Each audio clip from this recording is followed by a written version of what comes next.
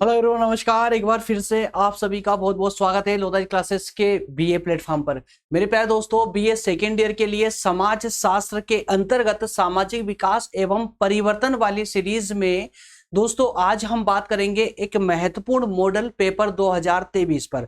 जी हां दोस्तों, 2022 में जिस प्रकार से हमने आईएमपी क्वेश्चनों पर डिस्कशन किया था, उसी प्रकार से आज 15 महत्वपूर्ण प्रश्नों पर इस सेशन में हम चर्चा करेंगे और बताएंगे आपको कि कौन से वो 15 प्रश्न हैं जिनके आपके एग्जाम में आने की पूरी संभावनाएं हैं और जिनके माध्यम से अगर अभी तक आप समाज शास्त्र में अच्छे से नहीं पढ़ पाए हैं, किसी कारणवश अगर आप पूरा सिलेबस कवर नहीं कर पाए हैं, तो अब दोस्तों अब अपने शॉर्ट टाइम में इन 15 प्रश्नों पर अच्छे से फोकस कीजिए। आपका काम 100% हो जाएगा, 100% होगा। निश्चिंत होकर के बस अब इन 15 प्रश्नों की तैयारी में भिड़ जाइए। चलिए शुरू करते हैं जल्दी से फटाफट, ताकि 15 ही प्रश्नों पर अच्छे से डिस्कशन कर ले। स्टार्ट करूं उससे पहले मैं आप लोग एक बात बताना चाहूंगा दोस्तों, सेशन बहुत छोटा सा होने वाला है। जल्दी से किसी जल्दबाजी के कारण सेशन को बीच में छोड़ करके मत भागिए, अन्यथा आपका काफी नुकसान हो सकता है। याद रखिएगा, क्योंकि प्रश्नों को यहां हम डिस्कस करेंगे समझेंगे। अगर डिस्कशन में आपको उसकी जो प्रश्न में कंफ्यूजन होती है ना, वो भी समझ आएगी, ठीक है ना। ज्यादा लेंथी नहीं होगा, मैक्सिमम 20 मिनट से ऊपर सेशन नहीं जाएगा जहां तक मुझे लगता है, ठीक है ना। तो जल्दी से चलिए शुरू करते हैं ताकि अनावश्यक रूप से समय ना जाए। बाकी डिस्कशन हम अन्य सेशनों में करते रहते हैं। जो फुल डिटेल क्लासेस हमारी होती है उसमें हम पूरे विस्तार से और अच्छे से डिस्कस करते हैं। हर चीज के बारे में आपको बताता हूं। सेशन में नोट्स वगैरह कहां से मिलेंगे, सारी बातें आप लोगों को समझ आती है उसमें। चलिए शुरुआत करते हैं। हमारा पहला प्रश्न है इस सीरीज के अंतर्गत सामाजिक परिवर्तन और विकास वाली सीरीज के अंतर्गत सब पहला प्रश्न आएगा, सामाजिक परिवर्तन की अवधारणा को समझाइए। दोस्तों सामाजिक परिवर्तन की अवधारणा, चूंकि फर्स्ट इकाई का फर्स्ट क्वेश्चन ही आपको ये देखने को मिल जाएगा, ठीक है ना। इसके आंसर कहां से प्राप्त करने ये भी मैं आपको बताने वाला हूं। थोड़ा सा बस बने रहे सेशन में, मैं एक एक बातें पूरी क्लियर करूंगा। सेशन कंप्लीट होने के बाद में एक एक बात पूरी आपको क्लियर करके बताऊंगा कि कहां से आपको इसके आंसर मिलेंगे, किस प्रकार से आंसर मिलेंगे, कैसे पीडीएफ मिलेगी, कहां से डाउनलोड होगा, सब बताने वाला हूं। बस थोड़ा सा अभी सेशन में बने रहे। चलिए, सामाजिक परिवर्तन की अवधारणा, ठीक है ना। मतलब कि यहां पर आपसे सामाजिक परिवर्तन का अर्थ पूछा गया है, क्लियर है। अथवा में पूछा जा सकता है कि सामाजिक परिवर्तन से आप क्या समझते हैं। देखिए डायरेक्टली आपसे अर्थ पूछा गया है। इसके अलावा सामाजिक परिवर्तन की विशेषताएं बताइए, क्या विशेषताएं बताइए। अथवा में सामाजिक परिवर्तन की प्रक्रिया को समझाइए। अब दोस्तों यहां पर आपसे 3 बातें पूछी गई है और इन 3 बातों में आपको पढ़ना कैसे है ये भी मैं आपको बता ही चुका हूं। किस प्रकार से कि जब भी जैसे कि सामाजिक परिवर्तन पर प्रश्न आता है, आपका सामाजिक परिवर्तन पर प्रश्न आता है, तो आपकी यूनिट में टॉपिक देख लीजिए, सामाजिक परिवर्तन का कौन सा टॉपिक है। उस टॉपिक में जो भी होना 1-2 बार अच्छे से रीडिंग कर लीजिए उसकी, आपके सभी प्रश्न कवर हो जाएंगे। और उसके बाद में जो प्रश्न मैं आपको यहां पर डैशबोर्ड पर देकर जा रहा हूं ना, उन प्रश्नों को कम से कम 8 से 10 बार पढ़िए, ताकि अच्छे से आपकी उसकी बहुत अच्छे से बेहतरीन तरीके से तैयारी हो सके, कोई माइनर मिस्टेक भी ना हो। और एग्जाम में लिखना कैसे है, कितना लिखना है ना, कैसे शुरुआत करनी है, इस पर मैं सेशन काफी समय पहले ले चुका हूं। सर्च करिएगा how to write answer in BA exam, इस प्रकार से, किस नाम से, how to write in exam. इतना भी कर देंगे ना, आगे लोधा जी लगा दीजिएगा तो आपको वो सेशन मिल जाएगा। लगभग 40-45 मिनट का लेक्चर है वो। उससे आपको पूरा समझ आएगा कि माइनर सी मिस्टेक कहां पर होती जो नहीं करनी चाहिए आपको, कैसे आंसर का राइटिंग करनी है, कैसे लिखना है उत्तर आपको उत्तर पुस्तिका में, है ना। तो ये सारी बातें, क्या स्टेप होनी चाहिए लिखने की, वो सारी बातें मैंने उस सेशन में डिस्कस किया है। एक बार देख लीजिएगा उसको, है ना। कोशिश करूंगा मैं डिस्क्रिप्शन में उसकी लिंक डाल दूंगा, ठीक है, तो वहां से आप डायरेक्टली देख सकते हैं। चलिए, तो इस प्रकार से इस प्रश्न में सामाजिक परिवर्तन वाली यूनिट को कंप्लीट पढ़ेंगे। उसको पढ़ने के बाद में अब इन 3 जो कंसेप्ट है इसके, अवधारणा वाला, विशेषता और प्रक्रिया, इस पर विशेष फोकस करेंगे आप लोग, क्लियर है। अगला प्रश्न है यहाँ पर उद्ध विकास। उद्ध विकास से क्या आशय है, अर्थात कि उद्ध विकास का अर्थ और उद्ध विकास की प्रक्रिया, क्लियर है ना, अर्थ और प्रक्रिया। इसके बाद में अथवा में पूछा सकता है कि उद्ध विकास क्या है और इसकी अवस्थाओं का वर्णन कीजिए। अब देखिए, अगर आप प्रक्रिया अच्छे से पढ़ लेते हैं तो प्रक्रिया के अंतर्गत ही इसकी जो स्टेप होती है ना, अवस्थाएं होती है, वो अवस्थाएं मिल जाएंगी देखने को आपको, ठीक है। अगला प्रश्न है पश्चिमीकरण की अवधारणा। पश्चिमीकरण क्या है इसको समझाना है आपको। इसके अलावा पश्चिमीकरण की परिभाषा और विशेषता है। क्लियर है। तो हमारी आधुनिक जो संस्कृति है या सभ्यता है वो किस प्रकार से पश्चिमीकरण से प्रभावित हुई है, ये सारी बातें आपको इस पहले प्रश्न के आंसर में देखने को मिल जाएगी। तो आप अपनी पुस्तिका में पश्चिमीकरण वाले कंसेप्ट को खोलेंगे, उसको पूरे विस्तार से पढ़ेंगे, उसके बाद में इस विशेष प्रश्न की विशेष जो टर्म में आपको देके जा रहा हूं जैसे पश्चिमीकरण का अर्थ और पश्चिमीकरण की विशेषताएं, इन पर विशेष फोकस करेंगे आप लोग। चलिए अगला प्रश्न है औद्योगिकरण की अवधारणा को समझाइए। औद्योगिकरण क्या है इसको आपको देखना है। तो पश्चिमीकरण उसी के साथ में औद्योगिकरण, क्लियर है। तो औद्योगिकरण का अर्थ और औद्योगिकरण के अर्थ के साथ साथ समाज पर औद्योगिकरण का क्या प्रभाव पड़ा है, प्रभाव बताने हैं आपको, ठीक है ना। औद्योगिकरण का वर्तमान समाज पर क्या प्रभाव पड़े हैं, उन प्रभावों को भी आपको दिखाना है। दो बातें, औद्योगिकरण का अर्थ और औद्योगिकरण के समाज पर प्रभाव। अगला प्रश्न है वैश्वीकरण की अवधारणा को समझाइए। औद्योगिकरण के बाद में वैश्वीकरण, पहले पश्चिमीकरण, औद्योगिकरण और वैश्वीकरण, क्लियर है। लगभग ये टर्म जो है दोस्तों एक ही समान है। क्रम से पढ़ेंगे, सबसे पहले आप पश्चिमीकरण पढ़ेंगे तो आपको औद्योगिकरण बहुत बेहतर तरीके से समझ आ जाएगा। रीजन क्या है कि जो औद्योगिक विकास था या औद्योगिक क्रांति थी सबसे पहले यूरोप में मानी जाती है और यूरोप को ही हम पश्चिम बोलते हैं। तो पश्चिमीकरण जब आप पढ़ेंगे तो पश्चिमीकरण पढ़ने के साथ साथ आपको औद्योगिकरण बेहतर तरीके से समझ आ जाएगा।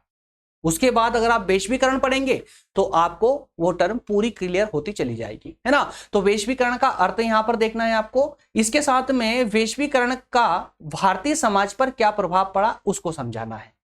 तो बेसिकली तो प्रभाव आपको पश्चिमीकरण के प्रभाव भी देखना है कि भारतीय समाज पर पश्चिमीकरण का क्या प्रभाव पड़ा है, औद्योगिकरण का भारतीय समाज पर क्या प्रभाव पड़ा है, वैश्वीकरण का भारतीय समाज पर क्या प्रभाव पड़ा है। इनको वन बाय वन करके आपको पढ़ लेना चाहिए जिससे कि आपका कोई भी इंपॉर्टेंट टॉपिक छूटे नहीं। मॉडल पेपर का अर्थ ही यही होता है दोस्तों कि जितना कंसेप्ट आपके लिए इंपॉर्टेंट है, एग्जाम के लिए इंपॉर्टेंट है, वो प्रोवाइड करना। हूबहू कि यही प्रश्न आपका एग्जाम में आने वाला है, ये रट लीजिए, ये तो बस एक धोखा है यार, है ना। ऐसा धोखा मुझे करना नहीं आता और किसी को करना भी नहीं चाहिए, ठीक है ना। कि आपको बस कुछ 5 या 10 क्वेश्चन उठाकर दे दिए कि बस इनको रट लीजिए, यही एग्जाम में आने वाला है। तो इससे बड़ा धोखा एजुकेशन सिस्टम में कोई हो ही नहीं सकता है, ठीक है ना। तो एक लॉजिक होता है यार, एक लॉजिक होता है मॉडल पेपर प्रोवाइड करने का भी। तो मॉडल पेपर का अर्थ क्या होता है कि कौन सा कंसेप्ट आईएमपी है, इंपॉर्टेंट है। अब वो इंपॉर्टेंट प्रत्येक व्यक्ति की दृष्टि से अलग अलग हो सकता है उसका, लेकिन उसका भी एक लॉजिक होना चाहिए। और जिस लॉजिक से मैं आपको ये मॉडल पेपर प्रोवाइड करता हूं ना, उस लॉजिक को आप पहले भी आजमा चुके हैं, फर्स्ट ईयर में आजमा चुके हैं, सेकेंड ईयर में भी कुछ स्टूडेंट्स के जो एग्जाम हो चुके हैं उन्होंने भी मॉडल पेपर फॉलो किया था, उनका भी रिजल्ट देखिए आप, उनका रिस्पॉन्स देखिए कमेंट सेक्शन खोल करके। थर्ड ईयर में भी हूबहू चलता है। तो एक लॉजिक होना चाहिए कि किस लॉजिक पे आधार जो मॉडल पेपर मैं आपको प्रोवाइड कर रहा हूं ना, उससे बाहर आपका क्वेश्चन जा ही नहीं सकता है। पूरे दावे से बोलता हूं मैं, बाहर जाएगा तो भी जितने आपको कंपलसरी है ना करने के लिए, उतने प्रश्न आपको इस मॉडल पेपर से देखने को मिल ही जाएंगे।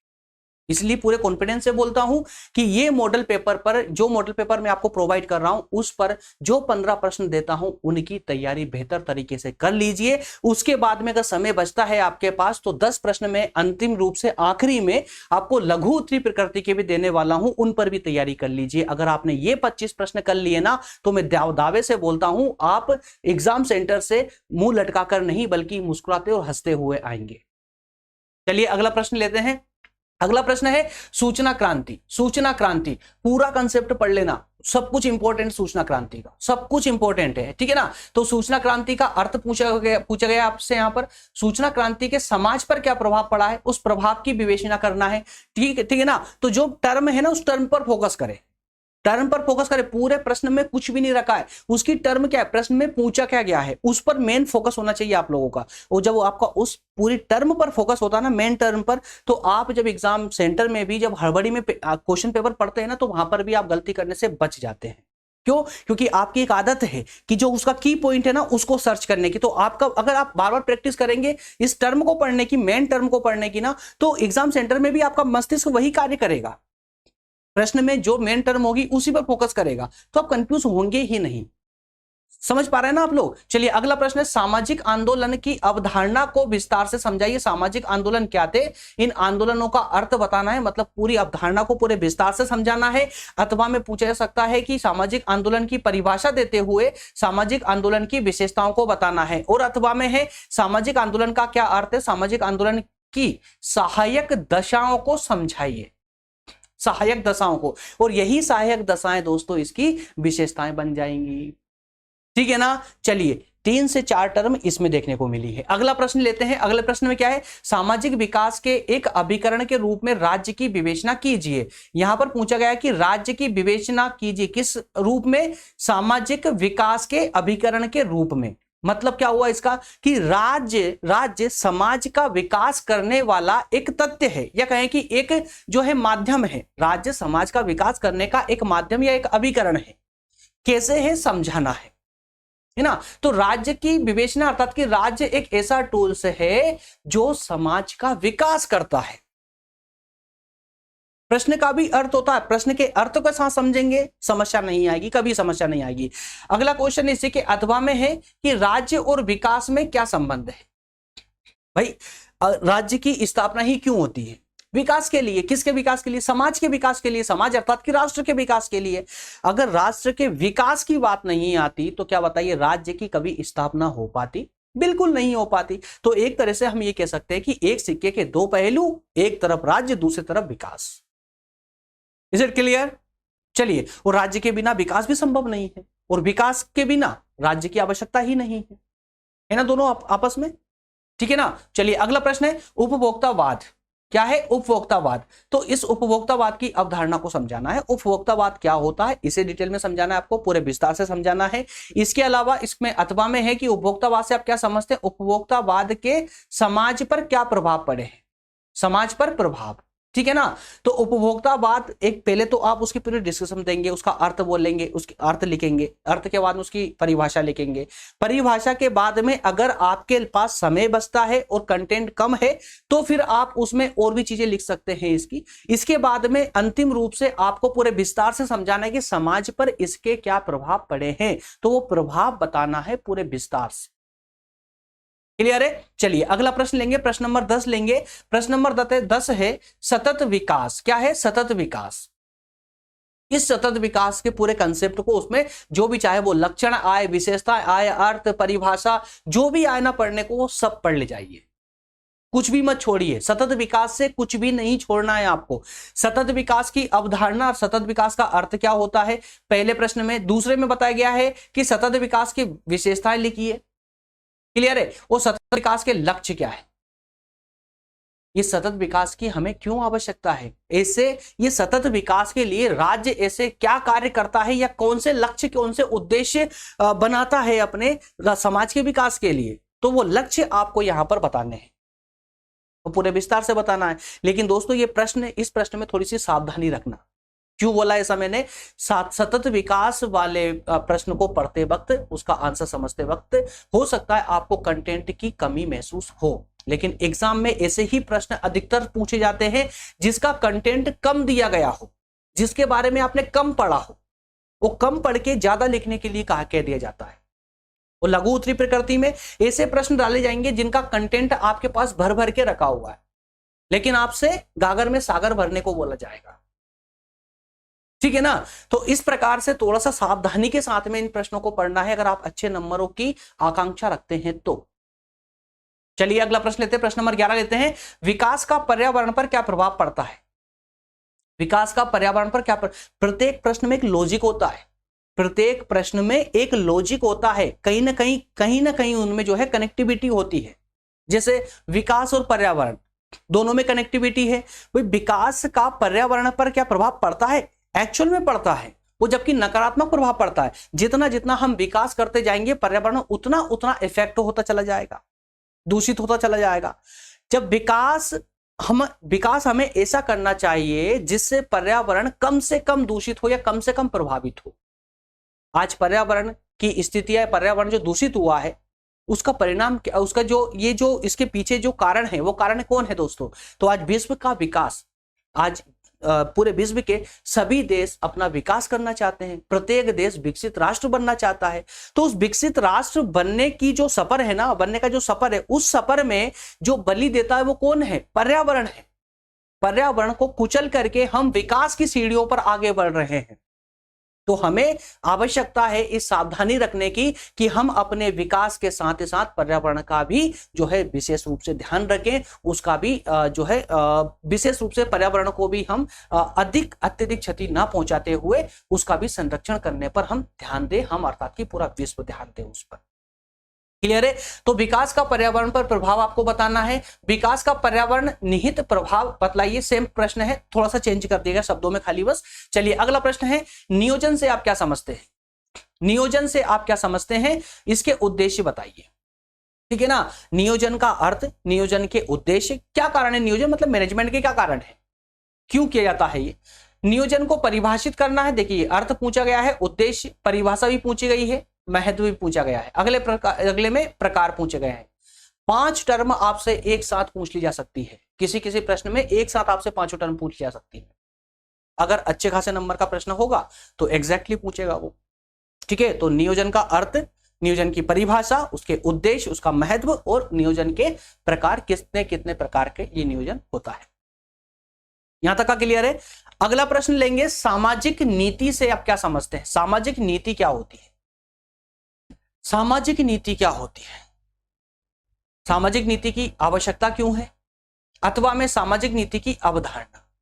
ठीक है ना, तो अथवा वाले प्रश्न का तो कोई औचित्य नहीं है पहले वाले प्रश्न के सामने। क्यों? क्योंकि पहले वाले प्रश्न में हमने सामाजिक नीति का अर्थ समझ लिया है, अर्थ ही हम पर जो है अवधारणा में कन्वर्ट कर देंगे, है ना। और अब सामाजिक नीति की हमें आवश्यकता क्यों है, तो इस आवश्यकता को हम विशेषता भी लिख सकते हैं।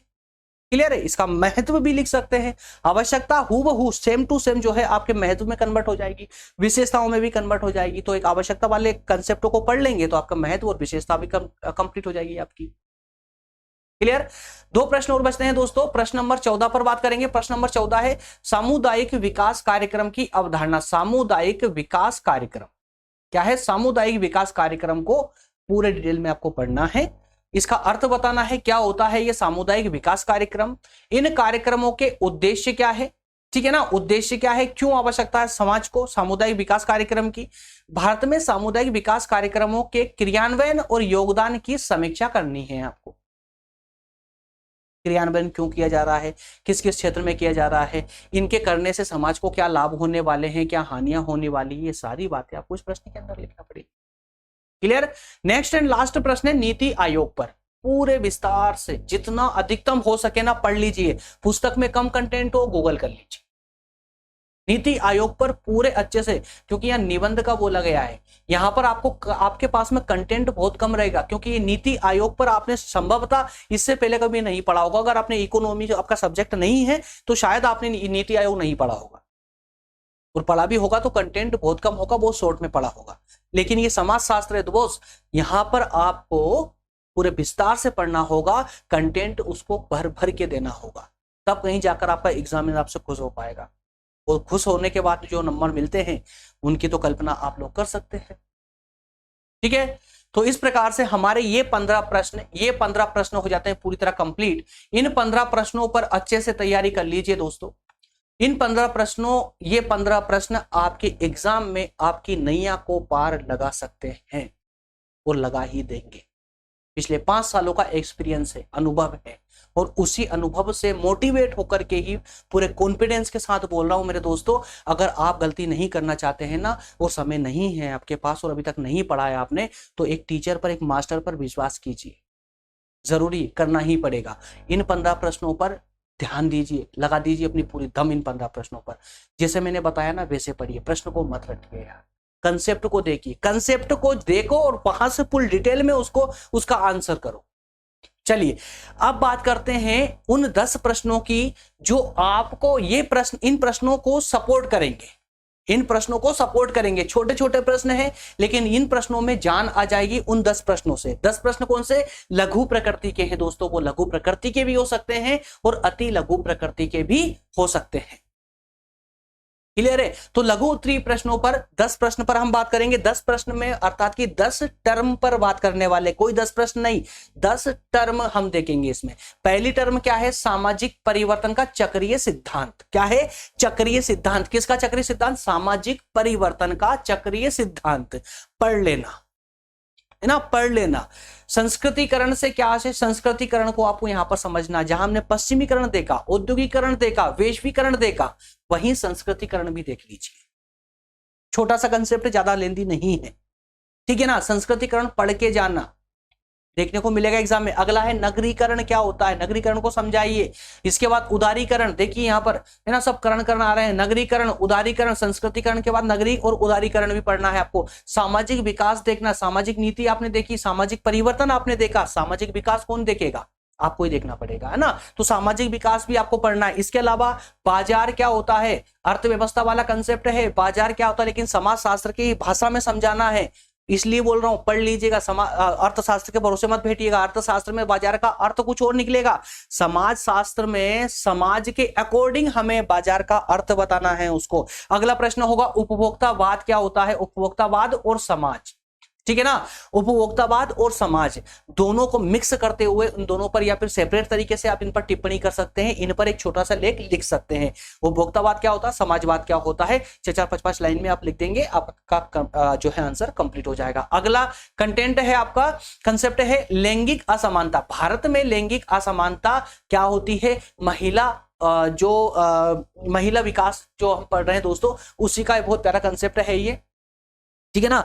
महिला सशक्तिकरण जो वुमेन इंपावरमेंट वाला सब्जेक्ट है, उसका ही एक बहुत प्यारा कंसेप्ट है ये लैंगिक असमानता वाला। तो भारत में लैंगिक असमानता किस प्रकार के है और क्या इसके दुष्परिणाम हो सकते हैं, क्या हमारी कमियां रही है, क्यों हम इसमें समानता नहीं ला पा रहे हैं, ये सारी बातें इस टिप्पणी के अंतर्गत आ जानी चाहिए। अगला प्रश्न होगा सर्वोदय। क्या है सर्वोदय? से आप क्या समझते हैं बता दीजिएगा उसको। श्वेत क्रांति क्या होती है ये भी बता दीजिए आप लोग, ठीक है ना। तो ये 10 प्रश्न हैं आपके लघु उत्तरीय प्रकृति वाले प्रश्न। अब ये 10 प्रश्न ये और 15 प्रश्न आपके दीर्घ प्रकृति वाले प्रश्न। इन 25 प्रश्नों की अगर आप तैयारी कर लेते हैं, 15 प्रश्न तो हो गए आपके दीर्घ प्रकृति वाले और वहीं पर ही 10 प्रश्न हो जाते हैं आपके लघु प्रकृति के। कुल मिलाकर के आपके हो जाते हैं 25 प्रश्न। और अगर ये 25 प्रश्न आप तैयारी कर लेते हैं तो एग्जाम में दोस्तों आप टॉप कर सकते हैं। देखिए ये तरीका है, ये डिपेंड करता है कि आप तैयारी किस तरह से करते हैं इन्हीं प्रश्नों की। अगर 1000 स्टूडेंट को मैं ये प्रश्न देता हूं और 1000 स्टूडेंट इस पर तैयारी करना चालू करते हैं तो संभवतः 1000 स्टूडेंट अगर अलग अलग हैं तो वो अलग अलग उनकी स्ट्रेटजी भी अलग अलग होगी, उनका तैयारी करने का तरीका अलग अलग। तैयारी करने का मैंने एक तरीका बताया आप लोगों को किस तरह से तैयारी करनी है। कंटेंट को लीजिए, जो आपका मेन टॉपिक है, मेन कंटेंट को लीजिए कि आप टर्म क्या है आपकी, उस टर्म पर फोकस कीजिए, उस टर्म को वहां पर अपनी पुस्तक में समझने का प्रयास करें। चलिए अब बात करते हैं कि इसके आंसर कहां मिलेंगे। तो मेरे प्यारे दोस्तों, इसके आंसर की अगर बात करें तो जब मैं इसके प्रश्न लेकर आ सकता हूं तो आंसर भी लेकर आ सकता हूं, और जब मैं लेकर आ सकता हूं तो आप लेकर क्यों नहीं आ सकते? आप भी लेकर आ सकते हैं। संभवतः आपके पास जो भी बुक है या किसी भी पब्लिकेशन की सीरीज है तो उस सीरीज में अगर आप इनके आंसर ढूंढेंगे इजीली मिल जाएंगे। और विशेष करके मैं बता दूं, डीएवीबी वाले स्टूडेंट्स के लिए आपको भटकने की कोई आवश्यकता नहीं है। डीएवीबी इंदौर यूनिवर्सिटी वाले बच्चे सुन ले अच्छे से, आपको ये इन सभी के आंसर बहुत ही आसानी से यश राज पब्लिकेशन सीरीज में आसानी से मिल जाएंगे। क्लियर है। इसके अलावा जो अन्य यूनिवर्सिटी वाले बच्चे हैं उनको भी बता रहा हूं, आप भी आपकी कोई पब्लिकेशन देखिए, जो भी पब्लिकेशन की आप सीरीज आपके पास में है या बुक आपके पास में है, उस बुक में आप इनको देखिए, बहुत आसानी से मिलेंगे। बहुत मैक्सिमम आधे घंटे से ज्यादा आपको समय नहीं लगेगा। सभी 25 प्रश्नों के उत्तर आपको पूरे विस्तार से पढ़ने को मिल जाएंगे। क्लियर है। इसके बावजूद अगर नहीं मिल पाते हैं और आपके पास अगर समय है, क्योंकि इसके आंसर शीट तैयार करने में मुझे कम से कम 2 दिन लगेंगे, उस 2 दिन तक मैं कोई दूसरा काम नहीं कर पाऊंगा, सिर्फ इसके आंसर शीट ही तैयार कर पाऊंगा। तो अगर आप मुझसे उम्मीद करते हैं आंसर शीट पाने की, तो इसके लिए आवश्यक है कि आपके पास में पर्याप्त समय होना चाहिए, कम से कम 15 से 20 दिन का, तो मैं इसकी आपको आंसर शीट दे पाऊंगा। ठीक है ना। क्योंकि अब मैं 2 दिन तो मैं यहाँ पर यूट्यूब पर ब्रेक ले नहीं सकता, छुट्टी कर नहीं सकता, नहीं तो बच्चे मेरे प्राण खा जाएंगे, है ना, कमेंट कर करके। ठीक है ना। तो डिमांड बहुत सारी आती है, तो इस कारण से दोस्तों जितना हो सकता है मुझसे मैं आपके लिए, आप लोगों के लिए लगा हुआ हूँ, कर रहा हूँ। इसका जो सेकंड पार्ट है, मेजर वाला जो पार्ट है दोस्तों, उस पर भी तुरंत बाद ही या 1-2-3 घंटे के बाद ही उस पर भी एक मॉडल पेपर मैं आपको डिस्कस करवाऊंगा। वहां पर भी आपको 25 प्रश्न महत्वपूर्ण बताऊंगा। ठीक है, चलिए मिलेंगे इसी के साथ में अगले मॉडल पेपर के साथ में। फर्स्ट ईयर वाले बच्चे अगर देख रहे हैं मुझे तो यार प्लीज थोड़ा सा माफ करना, मुझे एटलीस्ट जो है 1 हफ्ता तो प्लीज थोड़ा सा रुक जाइएगा। 1 हफ्ते बाद फर्स्ट ईयर की क्लासेस वापस एज इट इज कंटिन्यू कर देंगे। और थर्ड ईयर वालों का तो अभी कोई इश्यू है ही नहीं, है ना। अभी तो प्रसिद्ध ज्वालामुखी की तरह भी सोए हुए हैं, अभी जरूरत ही नहीं उनको पढ़ने की। जब एग्जाम आएंगे उसके 1 हफ्ते पहले पढ़ना चालू करेंगे, जैसा कि आप लोग जागे 1 हफ्ते पहले, है ना। सेकेंड वाले बच्चे जागे हैं। तो यार ये सोना थोड़ा सा कम कर दीजिए और सोने और खाने में अपना जीवन को व्यर्थ ना करें। सोना और खाना ही जीवन नहीं है, इसके बाहर झांक करके देखिए, अपने कंफर्ट जोन को छोड़कर देखिए, उससे बाहर निकल कर देखिए। जीवन बहुत खूबसूरत है मेरे दोस्तों। अपना एक लक्ष्य तो बनाइए, पढ़िए, थोड़ा पढ़ाई पे फोकस कीजिए, आपको खुद समझ आएगा कि जीवन कितना प्यारा है। और आपने जो लक्ष्य लिया है उस लक्ष्य की प्राप्ति में अपने दिन रात बस अर्पण कर दीजिए, फिर देखिए उसका महत्व। चलिए बाकी सब बातें होती रहेगी, मिलेंगे अगले सेशन में दोस्तों। तब तक आप सभी का बहुत बहुत धन्यवाद। थोड़ा ख्याल रखें, आपका भी और हमारा भी थोड़ा ध्यान रखें, है ना। सेशन आप देख रहे हैं तो या थोड़ा सा लाइक वगैरह करते हुए चलिए, थोड़ा फॉरवर्ड भी कर दें, आगे भी बढ़ा दें सेशनों को, जिससे कि अन्य स्टूडेंट्स तक भी ये पहुंच पाए। चलिए मिलेंगे अगले सेशन में, धन्यवाद, थैंक यू।